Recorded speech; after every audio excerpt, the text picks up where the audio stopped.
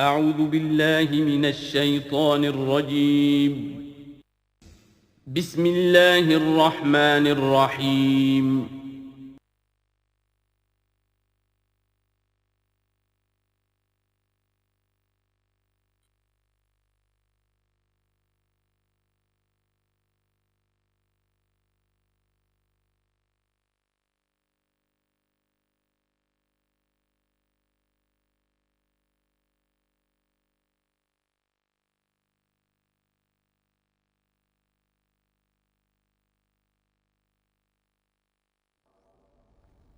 الحمد للہ وکفیٰ والصلاة والسلام علی عبادہ الذین اصطفیٰ خصوصاً علی افضلہم وخاتم النبیین محمد الامین وعلی آلہ وصحبہ اجمعین اما بعد فقد قال اللہ تبارک وتعالی کما ورد فی سورة الزخرف اعوذ باللہ من الشیطان الرجیم بسم اللہ الرحمن الرحیم حامیم والکتاب المبین انا جعلناہ قرآنا عربیا لعلکم تعقلون وانہ فی الکتاب لدینا لعلی حکیم وقال تبارک وتعالی کما ورد فی سورة الواقعہ فلا اقسم بمواقع النجوم وانہ لقسم لو تعلمون عظیم انہ لقرآن کریم فی کتاب مکنون لا یمسہ الا المطہرون تنزیل من رب العالمین وقال عز وجل کما ورد فی آخر سورة الفجر بل هو قرآن مجید فی لوح محفوظ صدق اللہ العظیم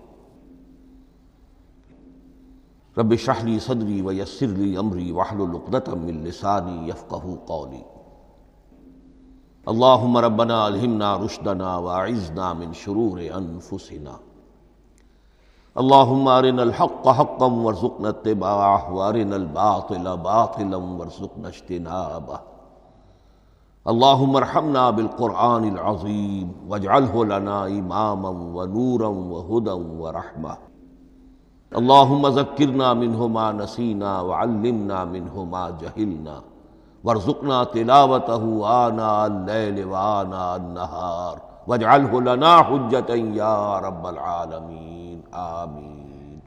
تعارف قرآن کے ضمن میں سب سے پہلی بات جو سمجھنے کی ہے وہ یہ کہ قرآن مجید کے بارے میں ہمارا اجمالی عقیدہ کیا ہے۔ یہ 3 جملوں پر مشتمل ہو سکتا ہے۔ ہمارے نزدیک قرآن اللہ کا کلام ہے جو محمد الرسول اللہ صلی اللہ علیہ وسلم پر نازل ہوا، اور تیسرے یہ کہ یہ مکمل محفوظ شکل میں موجود ہے بنوعاً، اس میں نہ کوئی تحریف ہوئی ہے نہ کوئی تبدیلی ہوئی ہے۔ یہ کم سے کم 3 اجزاء ہیں ہمارے عقیدے کے قرآن مجید کے بارے میں۔ لیکن اب اس کی کچھ علمی توضیحات۔ سب سے پہلے یہ کہ کلام ہونا، اس کا اللہ کا کلام ہونا،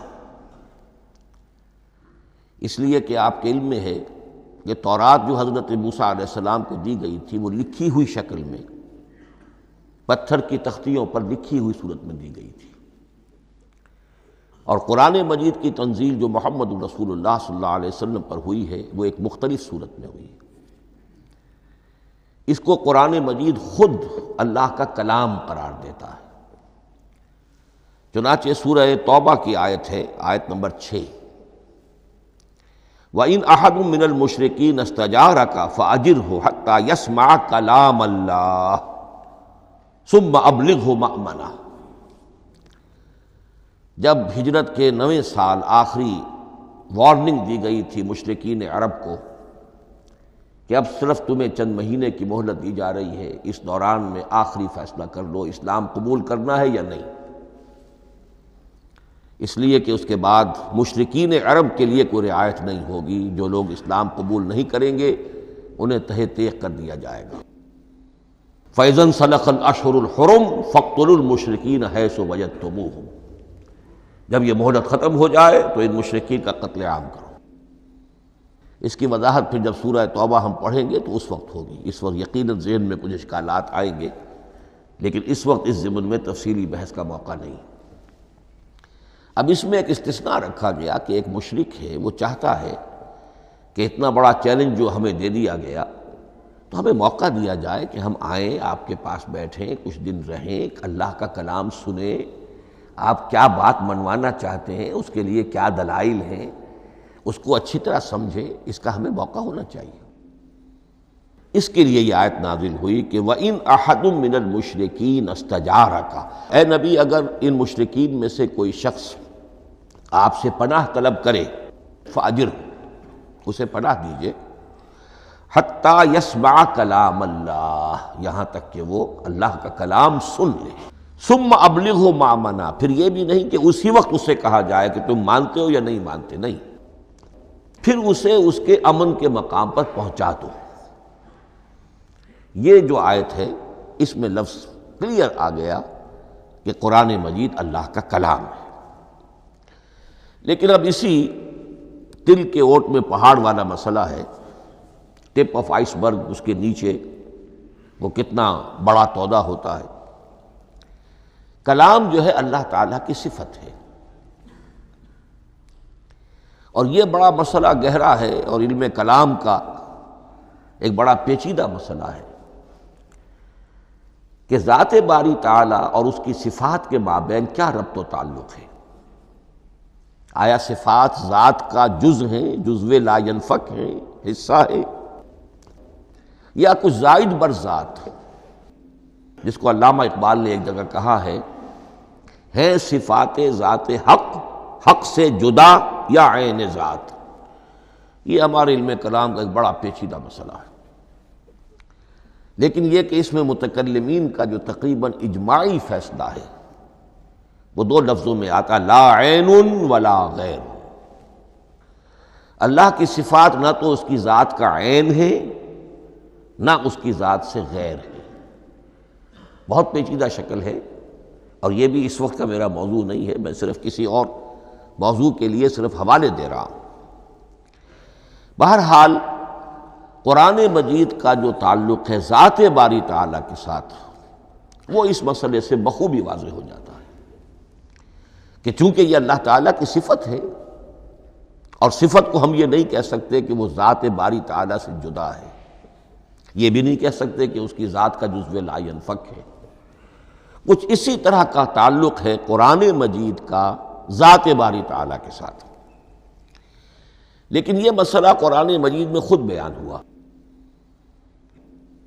اور سورہ حشر کی آیت میں تو یہ فرمایا گیا، اللہ تعالیٰ نے اپنے اس کلام کی عظمت کو یوں بیان کیا، وہ عظمت کما ہیا، جیسے کہ وہ فی الواقع ہے، اور جس کا کہ گویا کہ پورا ادراک ہمارے لیے اپنی بہت سی محدودیتوں کی وجہ سے ممکن نہیں ہے، لیکن ایک تمثیل کے پیرائے میں سمجھایا، لو انزلنا ھذا القرآن علی جبل لرأیتہ خاشعا متصدعا من خشیۃ اللہ وتلک الامثال نضربها للناس لعلهم یتفکرون۔ اگر ہم نے اس قرآن کو کسی پہاڑ پر اتار دیا ہوتا تو تم دیکھتے کہ وہ دب جاتا اور پھٹ جاتا اللہ کے خوف سے۔ اور یہ مثالیں ہیں جو ہم لوگوں کے لیے بیان کرتے ہیں تاکہ وہ غور کریں، تدبر کریں، سمجھیں۔ ما لا یدرک کلہ لا یترک کلہ، اگرچہ بتمام و کمال عظمت قرآن کا فہم ان کے لیے ممکن نہیں ہے، لیکن کسی درجے میں تو کچھ انعکاس اس کا ہو جائے، کچھ اندازہ ہو جائے، انسان اپنی ذہنی سطح کے اعتبار سے، اس کی مناسبت سے کسی درجے میں عظمت قرآن کا اندازہ کر لے، تو اللہ تعالیٰ کے ان الفاظ کو سامنے رکھے کہ لو انزلنا ھذا القرآن علی جبل لرأیتہ خاشعا متصدعا من خشیۃ اللہ۔ اب اس آیت کو سمجھنے کے لیے سورہ اعراف کی آیت نمبر 143 کو سمجھنا ہوگا، اسی اصول کے تحت کہ القرآن یفسر بعضہ بعضا، قرآن کا ایک حصہ دوسرے حصے کی تشریح کرتا ہے۔ وہاں یہ واقعہ بیان ہوا ہے کہ حضرت موسیٰ علیہ السلام کو جب اللہ تعالیٰ نے کوہ طور پر طلب فرمایا 30 راتوں کے لیے، جس میں بعد میں 10 کا اضافہ کر کے وہ ایک 40 رات کا ایک کورس بنا، دن رات، اس موقع پر جو مخاطبہ الہی، مکالمہ الہی سے مشرف ہوئے حضرت موسیٰ علیہ السلام، تو ان کی آتش شوق بھڑکی اور انہوں نے بڑی جرأت کر کے یہ درخواست کر دی، رب ارنی انظر الیک، پروردگار مجھے اپنا دیدار بھی عطا فرما، مجھے موقع عنایت فرما، میں تجھے دیکھ سکوں۔ یہ ان کی وہ آتش شوق کا مسئلہ ہے، لیکن جواب کیا ملا؟ لن ترانی، تو مجھے ہرگز نہیں دیکھ سکتے، ولیکن انظر الی الجبل فإن استقر مکانہ فسوف ترانی۔ لیکن ظاہر بات ہے کہ حضرت موسیٰ علیہ السلام کو بات سمجھانے کے لیے کچھ مشاہدہ بھی کرانا تھا۔ فرمایا تم مجھے نہیں دیکھ سکتے، البتہ اس سامنے کے پہاڑ پر نگاہ جماؤ،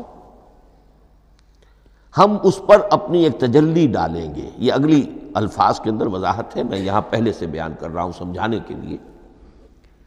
اگر وہ پہاڑ ہماری اس تجلی کو، تجلی کسے کہتے ہیں؟ جلا، روشنی، تو اللہ تعالیٰ کی طرف سے کوئی خاص اس کے نور کا جب پرتو ہوتا ہے کسی شے پر تو وہ اس کی تجلی ہے۔ ہم اپنی ایک تجلی اس پہاڑ پر ڈالیں گے، اگر وہ اس کو جھیل جائے، اپنی جگہ کھڑا رہ جائے، تو تم سمجھنا کہ شاید تم بھی ہمیں دیکھ سکو۔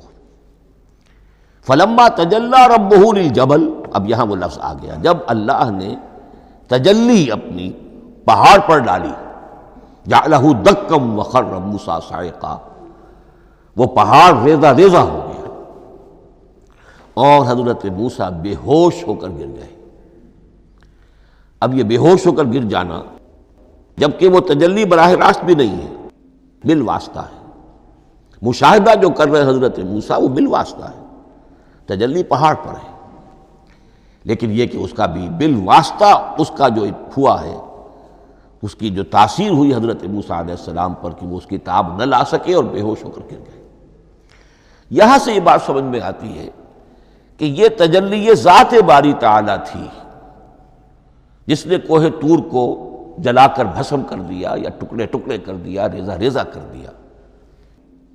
اب ذات الہی کے ساتھ جو تعلق ہے کلام الہی کا، اور یہ صفت جو لا عین ولا غیر کے درجے میں ہے ذات کے ساتھ، تو وہی تاثیر اس کلام الہی کی بھی ہے۔ لو انزلنا هذا القرآن على جبل لرأيته خاشعا متصدعا من خشية الله وَتِلْكَ الْأَمْثَالُ نَضْرِبُهَا لِلنَّاسِ لَعَلَّهُمْ يَتَفَكَّرُونَ۔ اس حقیقت کو اس دور میں میں اپنے مطالعے کی محدودیت کا اعتراف کرتے ہوئے عرض کر رہا ہوں کہ میرے نزدیک جس قدر پرشکوہ انداز میں علامہ اقبال نے بیان کیا ہے، اسی کیفیت کو وہ شاید اس کی کوئی مثال نہ مل سکے۔ فاش گویم آنچ در دل مضمر است، یہ کتابیں نیست چیزیں دیگر است۔ میں صاف ہی کہہ دیتا ہوں جو میرے دل میں چھپی ہوئی بات ہے۔ فاش گویم آنچ در دل مضمر است، یہ کتابیں نیست، اس قرآن کو کتاب نہ سمجھنا، یہ کچھ اور شے ہے، چیزیں دیگر است۔ اب وہ چیزیں دیگر کیا ہے؟ وہی جو میں نے عرض کیا، ذات باری تعالیٰ اور کلام کا صفت باری تعالیٰ ہونا، اس کے بنا پر جو مناسبت ہے، جو قرب ہے، جو مشابہت ہے۔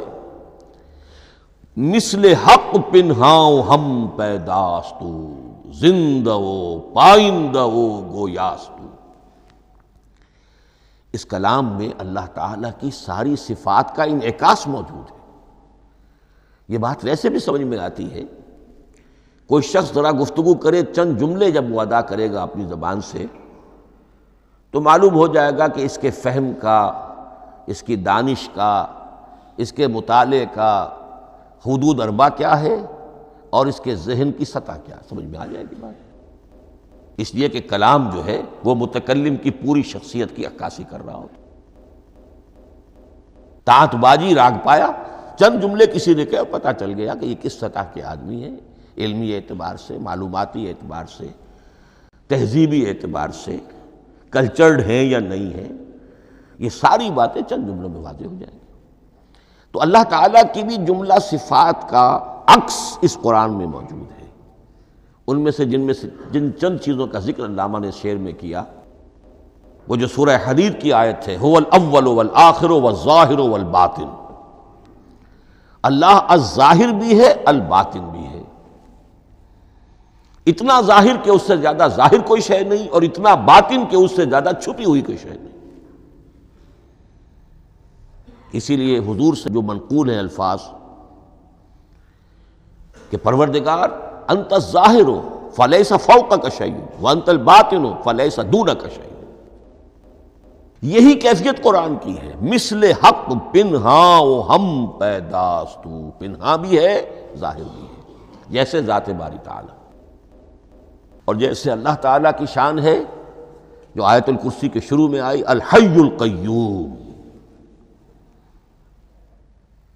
مثل حق پنہاں و ہم پیداستو، زندہ ہو پائندہ ہو گویاستو. یہ قرآن جو ہے اللہ تعالیٰ کی صفات کا ایک عکس اپنے اندر رکھتا ہے. اس سے ذرا آگے چلیے. کلام کے بارے میں اب کلام الہی ظاہر بات ہے کہ صفت ہے، اور صفت قدیم ہے. اللہ کی صفات حادث نہیں ہے. اللہ کی ذات بھی قدیم ہمیشہ سے ہے، اور اس کی صفات بھی قدیم ہمیشہ سے. اور یہ جو کلام الہی ہے، ظاہر بات ہے کہ یہ جو ہماری زبان کے حروف و اصوات ہیں، کلام الہی تو ان سے منزہ ہے، مبرہ ہے، ماورا ہے، اعلیٰ ہے، عرفہ ہے. ہماری زبانوں کے حروف و اصوات، الفابیٹس جگہ جگہ تبدیل ہو جائیں گے. انگریزی کے کچھ اور ہیں، اردو کے کچھ اور ہیں، عربی کے کچھ اور ہیں. کلام الہی ان تمام سے آگاہ، عرفہ، منزہ اور مبرہ ہے. یہ کلام الہی جب بھی نازل ہوا ہے، ظاہر بات ہے حضرت موسیٰ پر اگر کتاب اتاری گئی وہ بھی علم الہی سے آئی، لیکن وہ عبرانی زبان میں آئی. حضرت عیسیٰ علیہ السلام پر انجیل اتاری گئی، ہم یقین سے نہیں کہہ سکتے، دو میں سے کسی ایک زبان میں اتاری گئی ہوگی، یا عبرانی ہوگی، اس لیے کہ شام کے جس علاقے میں، فلسطین کے جس علاقے میں ان کی پیدائش ہوئی اور جہاں وہ دعوت و تبلیغ کے لیے گھومتے رہے، اس کے عوام کی زبان تھی آرامی، اور خواص کی زبان تھی عبرانی، ہیبریو. تو یا تو وہ بھی تورات کی طرح عبرانی ہی میں نازل ہوئی تھی، یا آرامی میں ہوگی. لیکن اب کوئی نسخہ نہ ہیبریو کا، کوئی قدیم نسخہ دنیا میں موجود ہے، نہ آرامی کا. جو سب سے پرانا نسخہ ملتا ہے انجیل کا، وہ اس کا ترجمہ ہے، لیٹن زبان کا ترجمہ ہے یا گریک ترجمہ ہے، اصل کوئی نہیں. بہرحال جب وہ کلام الہی محمد الرسول اللہ پر نازل ہوا، اب اس نے حروف و اصوات کا وہ جامہ پہنا کہ جو عربی زبان کے ہیں. یہی وجہ دیکھیے، میں نے جو آیت سورہ حامیم، یہ جو سلسلہ سور ہے اس میں سے سورہ زخرف کی آیت جو میں نے آپ کو سنائی، حامیم والکتاب المبین انا جعلناہ قرآنا عربیا لعلکم تعقلون. ہم نے بنا دیا ہے اپنے اس کلام کو قرآن عربی، اس کو عربی حروف و اصوات کا جامہ ہم نے پہنا دیا ہے. انا جعلناہ قرآنا عربیا لعلکم تعقلون، کہ چونکہ مخاطب اول جو قوم تھی امیین، ان کی زبان عربی تھی، لعلکم تعقلون، تاکہ تم اس کو سمجھ سکو. اب اس سے آگے چلیے. اصل قرآن مجید کے 3 مقامات سے معلوم ہوتا ہے. اصل قرآن اللہ کے پاس ہے. یہ قرآن جو ہمارے پاس ہے، مصحف عثمان رضی اللہ تعالی عنہ، یہ اس قرآن کی مصدقہ نقل ہے. اصل قرآن کہاں ہے؟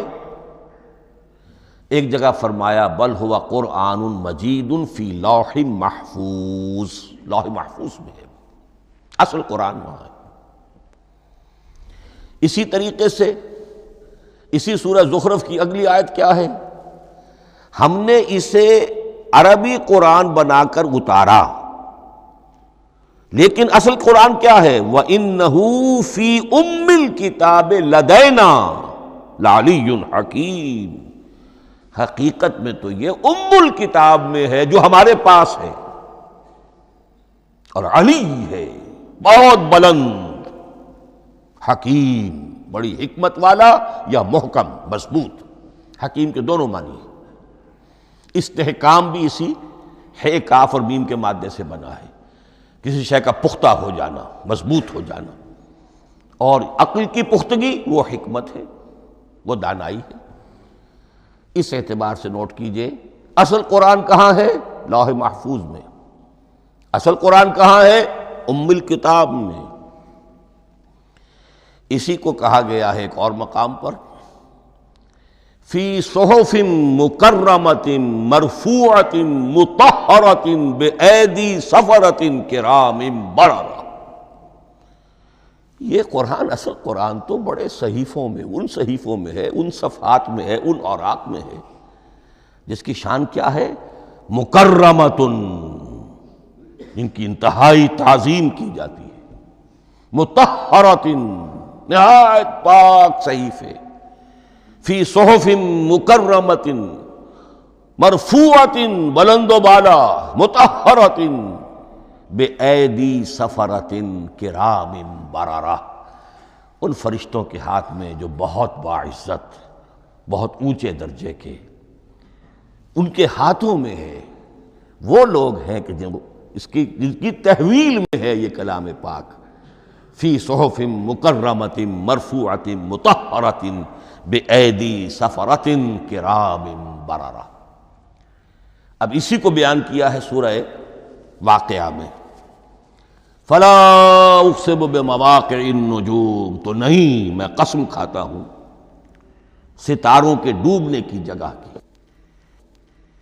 وَإِنَّهُ لَوْ تَعْلَمُونَ لَقَسَمٌ عَظِيمٌ، وَإِنَّهُ لَقَسَمٌ لَوْ تَعْلَمُونَ عَظِيمٌ، اور اگر تم جان سکتے تو یہ بہت بڑی قسم ہے جو ہم نے کھائی ہے، بہت بڑی گواہی ہے جو ہم نے پیش کی ہے۔ اب تدریجاً اس کا انکشاف ہو رہا ہے۔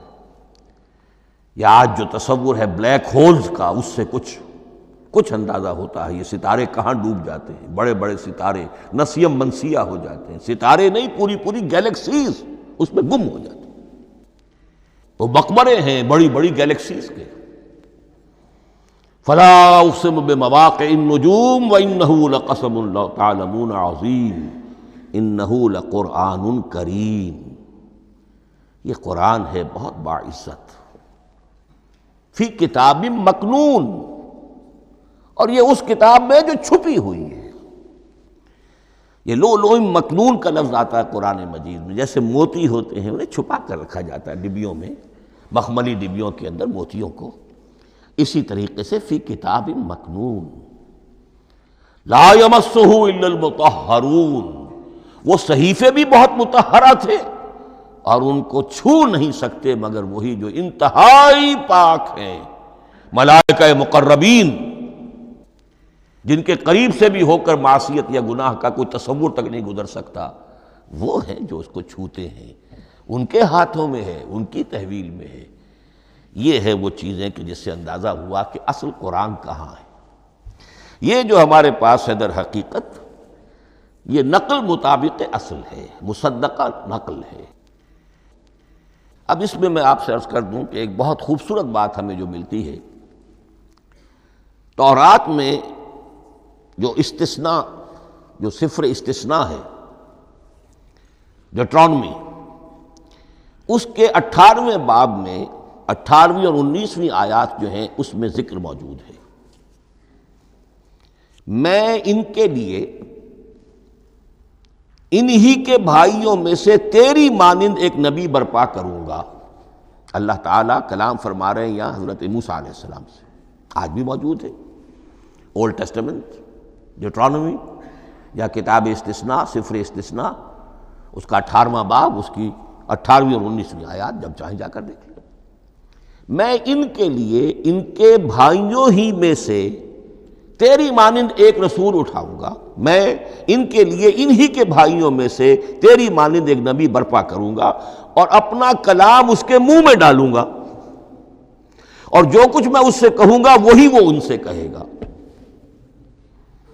یہ ہے جو پیشین گوئی ہے محمد الرسول اللہ صلی اللہ علیہ وسلم کی۔ اور یہاں وہ فرق واضح کر دیا گیا، اے موسیٰ تم سے تو یا تو ہم نے کلام کیا ہے یا تمہیں جو کتاب دی ہے وہ لکھی ہوئی دی ہے، لیکن جو نبی تیری ہی مانند میں برپا کروں گا۔ اب اس میں بھی نوٹ کرنے کی بات ہے کہ حضرت موسیٰ کے مشابہ نبی اکرم صلی اللہ علیہ وسلم کے سوا کوئی نبی نہیں۔ صاحب کتاب وہ بھی تھے، صاحب کتاب محمد بھی ہیں، صاحب امت وہ بھی تھے، اور صاحب امت محمد رسول اللہ تیری مانند۔ صاحب شریعت، حضرت عیسیٰ صاحب شریعت نہیں تھے، شریعت موسوی ہی کو نافذ کرنے کے لیے آئے تھے۔ ان کی حیثیت دین موسوی کے مجدد کی تھی، ویسے نبی تھے، اللہ کے فضل و کرم سے نبی تھے، اس میں کوئی شک نہیں، رسول تھے، لیکن یہ کہ ان کے کام کی نوعیت کیا تھی، اس لیے کہ کوئی نئی شریعت لے کر نہیں آئے۔ اب بھی انجیل میں الفاظ موجود ہیں، don't think I have come to destroy law, the Mosaic law جسے یہ کہتے ہیں، شریعت موسوی، وہ تم پر نافذ رہے گی، تم اس کی پابندی کرو گے، چونکہ صاحب شریعت رسول یا موسیٰ یا محمد صلی اللہ علیہ وسلم علیہ الصلوۃ والسلام۔ تو میں ان کے بھائیوں میں سے، اب بھائی کون ہوں گے؟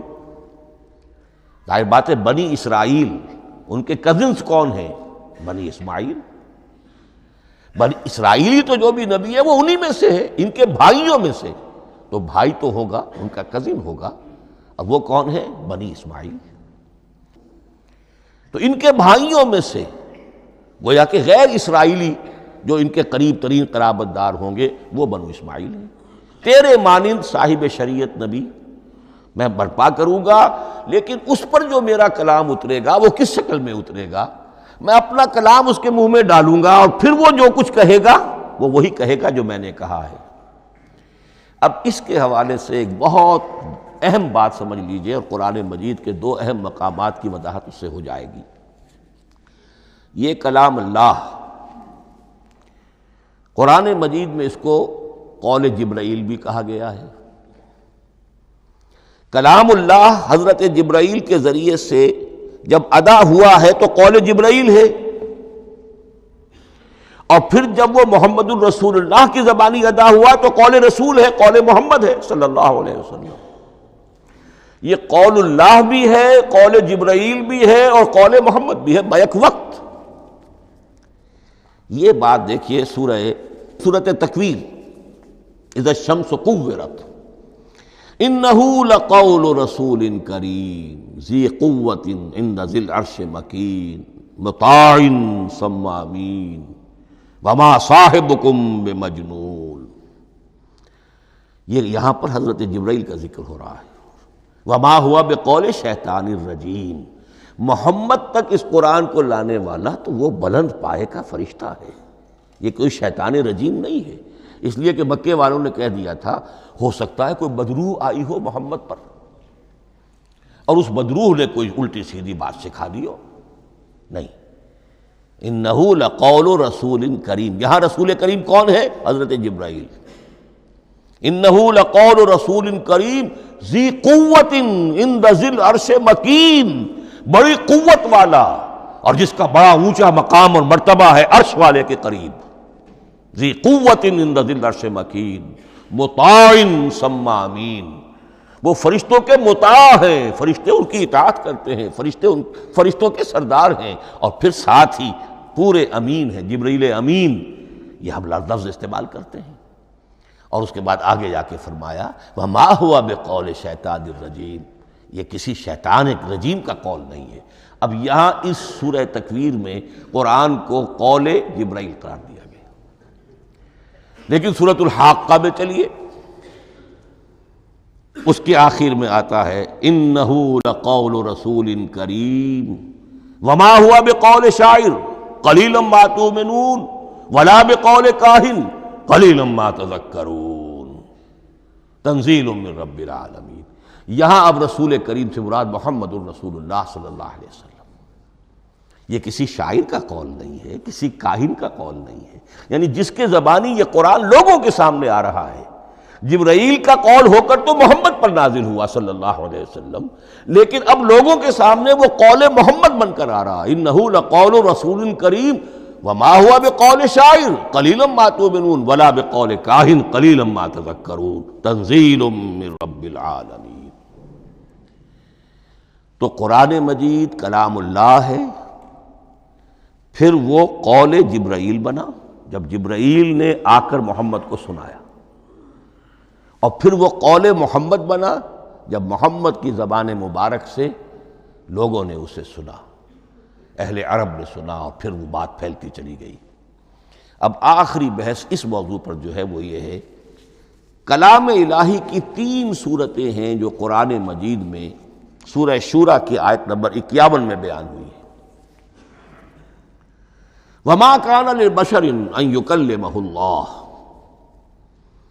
کسی بشر، کسی انسان کی یہ حیثیت نہیں ہے، مقام نہیں ہے کہ اللہ اس سے کلام کرے۔ یہ نہیں کہا کہ اللہ کے لیے ممکن نہیں ہے، نہیں، اللہ کے لیے تو ہر شے ممکن ہے، لیکن کسی بشر کا یہ مقام نہیں ہے کہ اللہ اس سے کلام کرے۔ مخلوق ہے، بشر ہے۔ ما کان لبشر ان یکلمہ اللہ الا اب 3 شکلیں آئیں، الا وحیا او من وراء حجاب او یرسل رسولا فیوحی باذنہ ما یشاء انہ علی حکیم۔ 3 صورتیں ہیں کلام الہی کی۔ یا تو براہ راست اللہ وحی کرتا ہے بغیر کسی فرشتے کی درمیان میں ذریعہ بنائے ہوئے، اسی کا نام الہام ہے، اسی کا نام تحدیث ہے۔ یہ غیر نبی کے ساتھ بھی ہوتا ہے۔ حضور نے فرمایا ہر نبی کی امت میں محدث ہوتے تھے جن سے اللہ کلام کرتا تھا، اور میری امت کا محدث عمر ہے رضی اللہ تعالی عنہ۔ محدث، محدث نہیں، محدث کے معنی ہے علم حدیث کا ماہر۔ امام بخاری محدث ہیں، امام مسلم محدث ہیں۔ محدث تحدیث سے مفعول بنا، جس سے بات کی جاتی ہے۔ محدث، اللہ بات کرتا ہے، اللہ دل میں ڈال دیتا ہے، القاء ہو جاتا ہے، الہام ہو جاتا ہے، کوئی فرشتہ درمیان میں نہیں، براہ راست۔ دوسری شکل کلام کی کیا ہے؟ او من وراء حجاب، یہ ہمارے علم کی حد تک صرف حضرت موسیٰ علیہ السلام کی شان ہے، استثنائی شان ہے۔ وَكَلَّمَ اللَّهُ مُوسَىٰ تَكْلِيمًا، اور موسیٰ کے ساتھ تو اللہ نے کلام فرمایا جیسے کہ کلام کیا جاتا ہے۔ فرق کیا تھا؟ من وراء حجاب، پردہ تھا، دیکھ نہیں سکتے تھے، تبھی تو ان کی وہ آتشی شوق بھڑکی تھی۔ کیا قیامت ہے کہ چلمن سے لگے بیٹھے ہیں، صاف چھپتے بھی نہیں، سامنے آتے بھی نہیں، کلام بھی فرما رہے ہیں، لیکن یہ کہ بات مجھے دیدار عطا کرنے کے لیے تیار نہیں، رب ارنی انظر الیک۔ لیکن یہ جو کلام ہے ہمارے علم کی حد تک براہ راست اس دنیا میں حضور سے ہوا ہے معراج کی شب، لیکن وہ 7ویں آسمان پر ہوا۔ اس دنیا میں ہمارے علم کی حد تک یہ کلام براہ راست من وراء حجاب صرف حضرت موسیٰ علیہ السلام کی استثنائی شان ہے۔ اور تیسرا ہے او یرسل رسولا فیوحی باذنہ ما یشاء، یا تیسری صورت یہ کہ اللہ کسی پیغامبر کو بھیجتا ہے جو وحی کرتا ہے جو اللہ چاہتا ہے۔ یہ تیسری شکل ہے وحی کی۔ قرآن مجید اس تیسری شکل میں نازل ہوا ہے محمد الرسول اللہ صلی اللہ علیہ وسلم پر۔ حضور کو جو الہام ہو جاتے تھے، جو حضور کو القاء ہو جاتا تھا، جو آپ کے دل میں براہ راست اللہ کی طرف سے وحی آتی تھی، وہ قرآن میں شامل نہیں ہے۔ اگرچہ حضور کے خواب بھی سچے تھے، وہ بھی اللہ کی طرف سے ہوتے تھے، شیطان کی آمیزش نہیں ہو سکتی تھی، لیکن یہ بھی قرآن میں شامل نہیں ہے۔ قرآن میں شامل ہے تیسری قسم کی وحی، او یرسل رسولا، پھر ہم بھیجتے ہیں ایک پیغامبر کو فرشتوں میں سے۔ اللہ یستفی من الملائکۃ رسلا ومن الناس، اللہ چن لیتا ہے فرشتوں میں سے بھی اپنا پیغامبر اور انسانوں میں سے بھی۔ تو فرشتے کے ذریعے سے ایک فرشتہ جو اللہ سے لیتا ہے اور انسان رسول انسان تک پہنچا دیتا ہے۔ اب وہ رسول انسان، رسول بشر جو ہے وہ اپنے ہم نوع ہم جنس لوگوں کو پہنچاتا ہے۔ تو اللہ یستفی من الملائکۃ رسلا ومن الناس، یہاں وہی بات فرمائی، او یرسل رسولا فیوحی باذنہ ما یشاء، پھر وہ وحی کرتا ہے اللہ کے حکم سے جو اللہ چاہتا ہے۔ یہ کلام الہی کی یہ تیسری شکل ہے جو محمد الرسول اللہ صلی اللہ علیہ وسلم پر نازل ہوا، اور وہ ہے قرآن حکیم۔ اب ایک اور بحث جو علمی ہے وہ یہ ہے کہ حضور پر جو اس کا نزول ہوا اس کی کیفیات کیا تھی۔ دو الفاظ استعمال ہوتے ہیں، انزال بھی اور تنزیل بھی۔ ان دونوں میں فرق کیا ہے اس کو نوٹ کر لینا چاہیے۔ لغوی اعتبار سے جان لینا چاہیے، نزل ینزل کسی کا خود اترنا، نازل ہونا، اترنا۔ انزل ینزل دفعتاً اتار دینا، کسی اور نے کسی شے کو دفعتاً نیچے اتار دیا۔ یہی مفہوم نزلہ کے ساتھ بے لگ جائے تو آ جاتا ہے، با کے ساتھ نزلہ بہی، یہ اتارنے کے مفہوم میں آئے گا۔ لفظی ترجمہ یہ بھی کر سکتے وہ اترا اس شے کے ساتھ۔ نزل بہ الروح الامین، اس کو لے کر نازل ہوا خود روح الامین فرشتہ علی قلبک، اے محمد صلی اللہ علیہ وسلم آپ کے قلب مبارک پر۔ تو نزل بے اور انزال اس کے معنی ایک ہی ہے، لیکن اگلا لفظ ہے تنزیل، نزل ینزل تنزیلا، اس کے معنی ہے رفتہ رفتہ، تدریجاً، نجماً نجماً، تھوڑا تھوڑا کر کے، وقفے وقفے سے اتارنا۔ جیسے عربی میں اعلام کہیں گے کسی کو کچھ بتا دینا، باخبر کر دینا، مطلع کر دینا، بھائی مطلع کر دیا میں نے، اب تم جانو تمہارا کام، یہ اعلام کہلائے گا۔ تعلیم کسے کہتے ہیں؟ سکھانا، درجہ بدرجہ، دیکھنا اس کی استعداد کیا ہے، آج یہ کیا بات سمجھ سکتا ہے، میں اتنے ہی درجے تک سمجھاؤں، اب کل میں اسے مزید سمجھاؤں گا، پرسوں مزید سمجھاؤں گا۔ یہ درجہ بدرجہ کسی شے کو سمجھانا، یہ تعلیم ہے۔ تو انزل ینزل انزالا، یہ ہے اتار دینا دفعتاً، اور نزل ینزل تنزیلا، یہ ہے تدریجاً اتارنا۔ اب قرآن مجید کے لیے یہ دونوں الفاظ مستعمل ہیں، لیلۃ القدر اور لیلۃ المبارکہ۔ اب یہ دو بھی نوٹ کر لیجئے، قرآن مجید میں چونکہ اہم مضامین کم سے کم دو جگہ پر ضرور آتے ہیں۔ انا انزلناہ فی لیلۃ القدر، یہاں انزلنا ہے، نزلنا نہیں ہے، انزلنا ہے، ہم نے اتارا اس کو لیلۃ القدر میں۔ اور باقی صورت تو آپ کو یاد ہوگی، وما ادراک ما لیلۃ القدر، لیلۃ القدر خیر من الف شہر، تنزل الملائکۃ والروح فیہا باذن ربہم من کل امر، سلام ہی حتی مطلع الفجر۔ لیکن یہ اہم مضمون قرآن مجید میں دوسری جگہ بھی ہے، سورہ دخان کے شروع میں فرمایا حامیم والکتاب المبین انا انزلناہ فی لیلۃ مبارکۃ انا کنا منذرین فیہا یفرق کل امر حکیم امرا من عندنا انا کنا مرسلین رحمتا من ربک انہ هو السمیع العلیم۔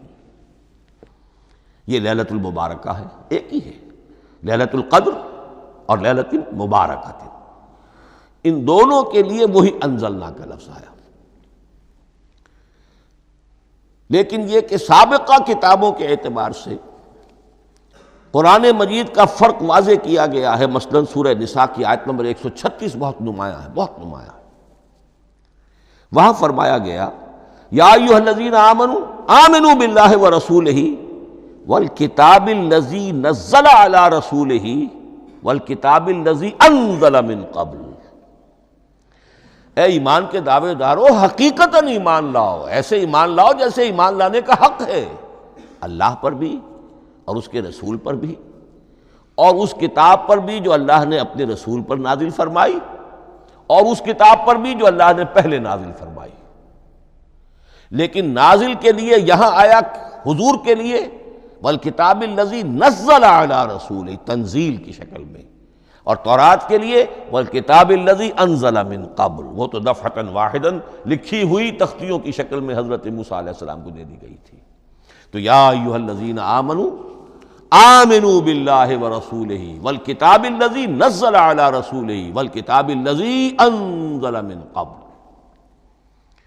یہ جو تنزیل ہوئی ہے حضور پر، یعنی لیلۃ القدر میں جو رمضان مبارک میں ہے، پورا قرآن لوح محفوظ سے، کتاب مکنون سے، ام الکتاب سے نقل کر کے اتار دیا گیا سمائے دنیا تک۔ پہلا آسمان جسے ہم کہتے ہیں سمائے دنیا، وہ آسمان جو قریب ترین ہے دنیا کے، وہاں سے اب یہ درجہ بدرجہ تھوڑا تھوڑا چند آیتیں، چند سورتیں، پھر آیتیں، پھر سورتیں، یہ نازل ہوا محمد الرسول اللہ صلی اللہ علیہ وسلم پر۔ گویا کہ پہلا مرحلہ انزال کا ہے، پورا قرآن لوح محفوظ یا کتاب مکنون یا ام الکتاب سے نقل کر کے اتار دیا گیا سمائے دنیا تک۔ یہ ہے انزل ینزل انزالا، انا انزلناہ فی لیلۃ القدر انا انزلناہ فی لیلۃ مبارکہ۔ لیکن محمد الرسول اللہ پر یہ نازل ہوا اب تھوڑا تھوڑا، نجمن نجمن، درجہ بدرجہ، تدریجاً۔ یہ ہے تنزیل۔ اس تنزیل کی حکمت قرآن مجید میں بیان ہوئی ہے، اور اس اعتبار سے کہ اہل عرب نے، اہل مکہ نے اعتراض کیا تھا کہ یہ پورا قرآن کیوں نہیں محمد ایک ہی مرتبہ پیش کر دیتے صلی اللہ علیہ وسلم۔ اس میں جو چیز مضمر تھی وہ یہ تھی کہ چونکہ یہ حقیقت میں اللہ کا کلام نہیں ہے، یہ محمد کا اپنا کلام ہے، تو کوئی شاعر دنیا میں ایسا نہیں ہے جو ایک دم اپنا پورا دیوان دے دے۔ وہ تو ساری عمر میں تھوڑا تھوڑا، آج غزل کہی، کل قصیدہ کہا، پرسوں کچھ اور کہا، پھر وہ جمع ہوتا ہے تو وہ دیوان بنتا ہے۔ اسی طریقے سے تو یہ کر رہے ہیں۔ اگر یہ اللہ کا کلام ہوتا تو بیک وقت آ جاتا۔ یہ تو ذرا محنت کرتے ہیں، کچھ اس کے اندر اس کو اپنی محنت سے کوشش کر کے کچھ موضوع کرتے ہیں، کلمات، الفاظ، اور اس طریقے سے رفتہ رفتہ لے کر آ رہے ہیں۔ اس لیے ان کا اعتراض نقل ہوا ہے یہ، وَقَالَ الَّذِينَ كَفَرُوا لَوْلَا نُزِّلَ عَلَيْهِ الْقُرْآنُ جُمْلَةً وَاحِدَةً، انہوں نے کیوں نہیں اترا یہ قرآن پورا کا پورا ایک ہی بار؟ یہ اعتراض تھا۔ اس اعتراض کے جو جوابات دیے گئے ہیں وہ نوٹ کیجئے کہ لوگوں کے حق میں یہ مفید ہے، یہ پورے قرآن کا تحمل ایک وقت میں کر نہیں سکتے۔ یہ پورا قرآن تو ایک ہی مرتبہ اگر پہاڑ پر بھی اتار دیا جاتا تو وہ پھٹ جاتا، دب جاتا۔ وَقُرْآنًا فَرَقْنَاهُ لِتَقْرَأَهُ عَلَى النَّاسِ عَلَى مُكْثٍ وَنَزَّلْنَاهُ تَنزِيلًا، سورہ بنی اسرائیل آیت 106۔ یہ وہ قرآن ہے جس نے ہم نے جس کو ٹکڑے ٹکڑے کر کے، فرق نہ ہو، فرق توڑ دینا، تھوڑا تھوڑا کر کے ہم نے کر دیا، لِتَقْرَأَهُ عَلَى النَّاسِ عَلَى مُكْثٍ، تاکہ آپ اسے پڑھ کر سنائے لوگوں کو وقفے وقفے سے، تاکہ وہ سہار سکیں، سنبھال سکیں، برداشت کر سکیں۔ وَنَزَّلْنَاهُ تَنزِيلًا، اسی وجہ سے ہم نے اسے نازل کیا ہے بطرز تنزیل، بطرز انزال نہیں، بطرز تنزیل۔ وَقُرْآنًا فَرَقْنَاهُ لِتَقْرَأَهُ عَلَى النَّاسِ عَلَى مُكْثٍ وَنَزَّلْنَاهُ تَنزِيلًا۔ ایک حکمت تو ہو گئی عوام کے لیے، ایک حکمت خود رسول کے لیے صلی اللہ علیہ وسلم۔ كَذَلِكَ لِنُثَبِّتَ بِهِ فُؤَادَكَ وَرَتَّلْنَاهُ تَرْتِيلًا۔ اب ذرا نوٹ کیجئے، قلب محمدی کے لیے بھی اس پورے کلام کا ایک دم سہار آسان کام نہیں تھا۔ یہ اس لیے، یہ اسی سورہ الفرقان کی جو آیت کا میں نے ایک حصہ آپ کو سنا دیا تھا، اسی کے اندر اس کا جواب آیا ہے، اسی آیت میں، آیت نمبر 32 ہے یہ سورہ فرقان کی۔ وَقَالَ الَّذِينَ كَفَرُوا لَوْلَا نُزِّلَ عَلَيْهِ الْقُرْآنُ جُمْلَةً وَاحِدَةً، یہ اعتراض ہے۔ جواب کیا ہے؟ كَذَلِكَ لِنُثَبِّتَ بِهِ فُؤَادَكَ، ہم نے یہ اس لیے کیا ہے نبی کہ اس کے ذریعے سے آپ کے دل کو ٹھہراؤ اور جماؤ عطا کرے۔ یہ ایک دم اس کا اتر جانا، اِنَّا سَنُلْقِي عَلَيْكَ قَوْلًا ثَقِيلًا، بڑا بھاری بوجھ ہے، ناقابل برداشت ہے، تاکہ رفتہ رفتہ آپ کا دل، اس کے اندر تقویت بڑھتی چلی جائے، اس کے اندر اور اس کا تحمل جو ہے، اس کی صلاحیت بڑھتی چلی جائے۔ كَذَلِكَ لِنُثَبِّتَ بِهِ فُؤَادَكَ وَرَتَّلْنَاهُ تَرْتِيلًا، اسی لیے ہم نے تھوڑا تھوڑا کر کے نازل کیا ہے۔ ولا یاتونک بمثل الا جئناک بالحق واحسن تفسیرا، ساتھ ہی فرمایا کہ یہ لوگ جو بھی اعتراض کریں گے ہم اس کا جواب بھی اور بہترین تعویل بھی آپ کو دے دیں گے۔ اب اگلی بحث یہ ہے یہ قرآن کب اور کہاں نازل ہوا۔ یہ عام معلوماتی شے ہے، اس میں کوئی پیچیدگی نہیں ہے، لیکن اس کی اہمیت ہے بہت ضروری ہے، وہ میں انشاءاللہ اگلی بحث میں جب کہ قرآن کے سمجھنے کے جو اصول ہیں ان کو بیان کروں گا تو وضاحت سے بات آئے گی۔ یہ کہ یہ عام معلوماتی ایک ہمارے ذہن میں خاکہ رہنا چاہیے، زمان و مکان کا کیا رشتہ ہے قرآن کے ساتھ۔ قرآن نازل کب ہوا؟ ہمارا چونکہ عام طور پر جو معمول ہے، ہم تو جو کرسچین ایرا ہے اس کے حوالے سے ہمارے ذہن کے اندر سارا حساب کتاب ہے، تو سن 610 عیسوی سے لے کر 632 عیسوی تک شمسی حساب سے 22 سالوں میں قرآن نازل ہوا ہے۔ 571 حضور کی ولادت کا سال ہے، 571 عیسوی۔ 610 میں آپ 39 سال کے ہوئے، لیکن قمری حساب سے 40 کے ہو چکے۔ 610 میں قرآن کی تنزیل شروع ہوئی اور 632 میں آپ کا انتقال ہوا۔ 22 برس زمانی اعتبار سے نقشہ ذہن میں رکھیے، اور اسے ہم اگر دوسرے حساب سے کہیں گے تو عام الفیل، وہ جو ابرہہ آیا تھا بیت اللہ کو ڈھانے کے لیے، وہ سال عربوں میں بہت مشہور ہو گیا تھا، اور وہی سال حضور کی ولادت کا ہے، تو عام الفیل ہی میں حضور کی ولادت ہوئی، لہذا 40 عام الفیل میں قرآن مجید کا نزول شروع ہوا، اور 11 ہجری تک یہ 23 برس بنتے ہیں قمری حساب سے۔ ایک رائے یہ بھی ہے کہ قرآن کا نزول 20 برس میں ہوا ہے، اور اس میں وضاحت یہ ہے کہ پہلے 3 سال اللہ تعالیٰ نے ایک فرشتے کو حضرت اسرافیل علیہ السلام کو مامور کیا تھا حضور کی تعلیم پر۔ دنیاوی اعتبار سے حضور نے کوئی تعلیم حاصل نہیں کی، آپ امی تھے،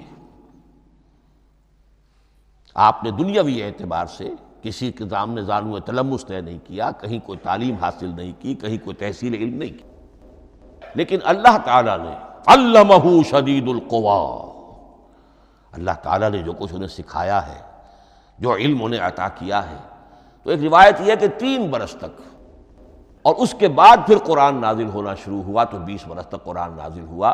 لیکن وہ لوگ بھی مانتے ہیں کہ سورہ علق کی آیتیں نازل ہو چکی تھی، پھر 3 برس کا وقفہ ہے۔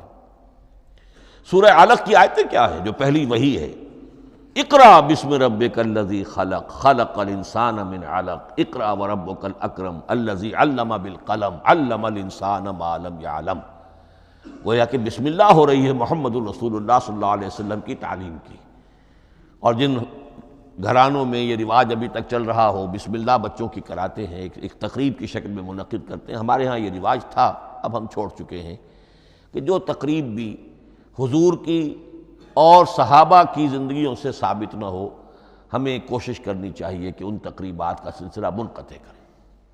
ما انا علیہ واصحابی، ہماری تقریبات جو ہیں وہ بس وہیں تک محدود رہنی چاہیے۔ بہرحال وہ جو ایک چلتی ہے روایت، 4 سال 4 مہینے 4 دن کا بچہ یا بچی ہو تو بسم اللہ یہی آیتیں پڑھی جاتی ہیں، پڑھ تو نہیں سکتا، انگلی رکھ کر پڑھانے والا کوئی عالم دین بیٹھ جاتا ہے سامنے، وہ نہا دھو کر بچہ یا بچی بیٹھی ہوئی ہے، اور اس کو اقرأ بسم ربک الذی خلق خلق الانسان من علق اقرأ وربک الاکرم الذی علم بالقلم علم الانسان ما لم یعلم۔ اب اس میں تو سارا پڑھنے پر زور ہے، حصول علم پر زور ہے، کسی تبلیغ کا حکم ہی نہیں، ابھی رسالت کا کوئی تذکرہ کچھ بھی نہیں، اس میں تو قیامت کا بھی کوئی ذکر نہیں۔ اب اس کے بعد روایت یہ ہے کہ 3 برس تک پھر حضرت اسرافیل دن رات حضور کے ساتھ رہے ہیں اور آپ کی تعلیم ہوئی ہے، اور پھر 3 برس کے بعد پھر وحی کا سلسلہ شروع ہوا ہے، واللہ عالم۔ لیکن یہ کہ جب سورہ اقرا نازل ہو چکی ہے اس کی 5 آیتیں، تو وہ 3 برس بھی اس کا وقفہ شمار ہوں گے، زمانہ نزول پھر وہی 23 برس رہے گا۔ اسی کے ساتھ میں نے عرض کیا تھا کہ دوسری بات یہ کہاں نازل ہوا قرآن۔ ایک لفظ میں تو یہ سمجھ لیجئے یہ حجاز میں نازل ہوا۔ حجاز جزیرہ نما عرب کا ایک خاص حصہ ہے، پہاڑی سلسلہ، یوں سمجھ لیجئے، اس کو ذہن میں رکھیے۔ جزیرہ نما عرب جو ہے وہ شمال سے جنوب کی طرف چوڑا ہوتا جاتا ہے، شمال میں شام اور عراق کی طرف جاتا ہے تو وہ تنگ ہے، پھر نیچے چوڑا ہو رہا ہے۔ اس کا جو مغربی ساحل ہے جس پر جدہ کی بندرگاہ بھی ہے، ینبو کی بھی ہے، اس کے کہیں وہ ایک میدان شروع ہوتا ہے ساحل سے، کہیں وہ بہت مختصر ہے، کہیں خاصا چوڑا ہے، اس کو کہتے ہیں تہامہ۔ پھر ایک پہاڑی سلسلہ ہے، اس کو کہتے ہیں حجاز۔ یہ پہاڑی سلسلہ جو ہے اس کے بعد جو ہے وہ نجد کہلاتا ہے، وہ سطح مرتفع ہے، پلیشو۔ تو یہ تین حصے ہیں جزیرہ نما عرب کے جغرافیائی اعتبار سے، اور حجاز کہتے بھی ہیں پردے کو، حاجزن، پردہ جو دو چیزوں کے درمیان حائل ہو جائے۔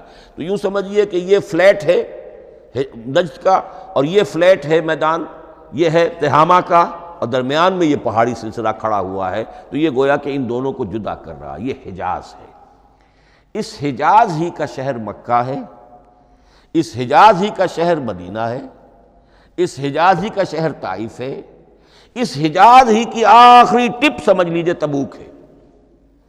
تو حضور صلی اللہ علیہ وسلم کی پوری زندگی آغاز وحی کے بعد سے لے کر وہ اسی علاقے کے اندر، پہلے آپ مکے میں تھے، قرآن مجید کی جو صورتیں اس دور میں نازل ہوئیں یا آیتیں نازل وہ مکیات کہلاتی ہیں۔ پھر آپ نے ہجرت کی، اور ہجرت کر کے جب آپ جا رہے تھے اس دوران میں بھی کچھ قرآن نازل ہوا اثناء ہجرت میں۔ پھر آپ مدینے تشریف فرما ہوئے، اب وہ ہم کہتے ہیں مدنی قرآن، لیکن مدنی قرآن سارا مدینے میں نازل نہیں ہوا۔ آپ کبھی جا رہے کسی مہم پر، کسی جنگ کے لیے، غزوہ بدر کے لیے آ گئے ہیں، تو وہاں جو آیات نازل ہو رہی ہیں وہ مدینے میں تو نہیں ہو رہی۔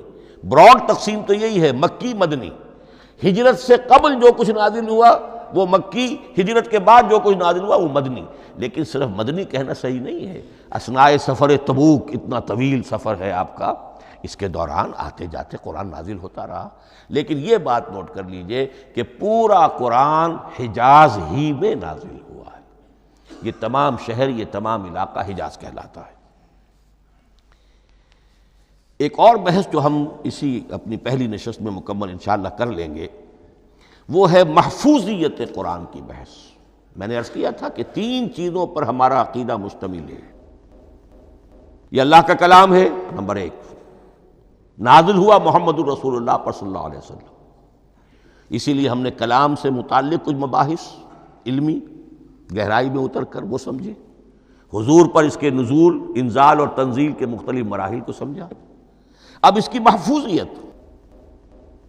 محفوظیت کے اعتبار سے واقعہ یہ ہے کہ واحد کتاب ہے پوری دنیا میں، واحد کتاب جس کے بارے میں دشمن بھی تسلیم کرتے ہیں، چاہے وہ اسے اللہ کا کلام نہ مانے، لیکن یہ مانتے ہیں کہ بعین ہی وہ شے جو محمد نے اپنی امت کو دی تھی آج بھی امت کے پاس صحیح موجود ہے۔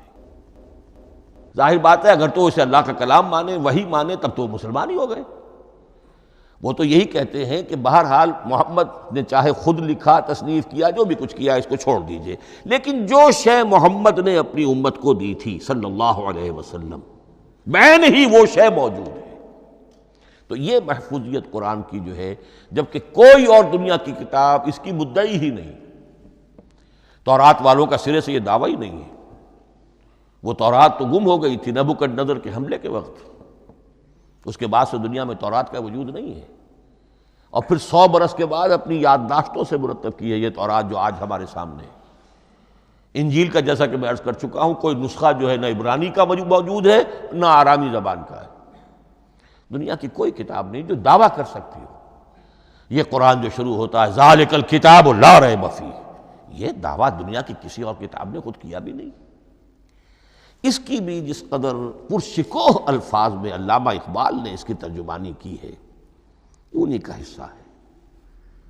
حرف اورا ریب نئے، تبدیل نئے، آیاش شرمندہ تعویل نئے۔ اس قرآن کے کسی حرف میں کوئی تحریف ہو جانا نہیں، امکان ہی نہیں، قطعی طور پر۔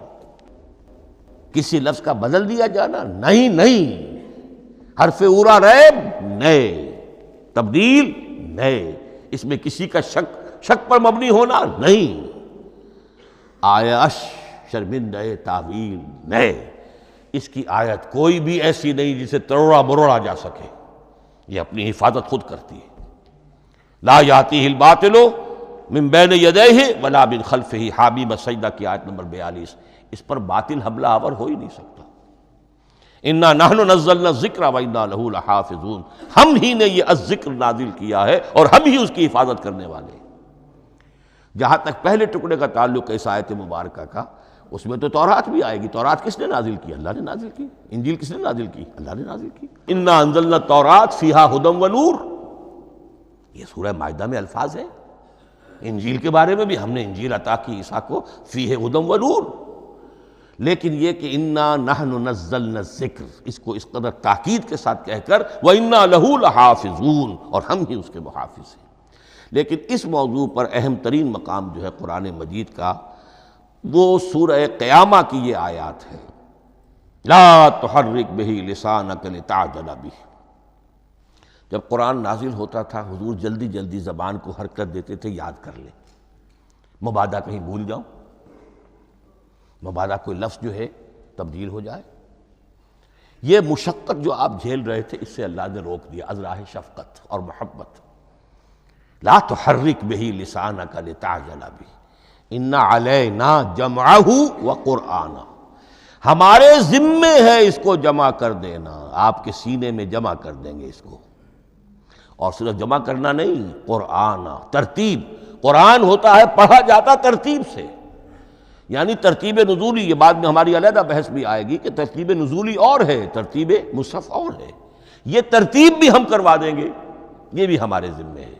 ان علینا جمعہ وقرآنہ فاذا قرأناہ فاتبع قرآنہ. پھر جب ہم جس ترتیب سے پھر آپ کو پڑھائیں، اسی ترتیب کی پیروی کیجیے. یہ جو ہے کہ قرآن کا جمع اور تدوین، یہ بھی اللہ تعالیٰ نے اس کی ضمانت لی، اور اس کی ترتیب بھی اللہ تعالیٰ ہی کی ضمانت سے ہے. اس اعتبار سے محفوظیت قرآن کے یہ دونوں پہلو ہمارے سامنے رہنے چاہیے. بارک اللہ لی ولکم فی القرآن العظیم ونفعنی وإیاکم بالآیات والذکر الحکیم.